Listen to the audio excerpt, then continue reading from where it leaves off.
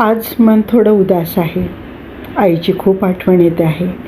तिचा प्रेमळ स्पर्श, तिची काळजी, तिचे शब्द सगळंच मनाला हळवं करून जातं.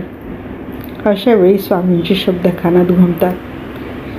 जे गेलं त्यांचं मन कधीच संपत नाही. ते आठवणीच्या रूपाने सदैव आपल्यासोबत असतं.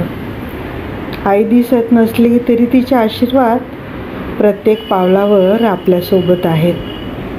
आज तिची आठवण आली तर डोळ्यातल्या अश्रू स्वामींच्या चरणी अर्पण करूया. कारण आईचं प्रेम आणि स्वामींची कृपा दोन्ही कधीच दूर जात नाहीत. पण मन शांत करा, स्वामींचं नाव घ्या. श्री स्वामी समर्थ, श्री स्वामी समर्थ.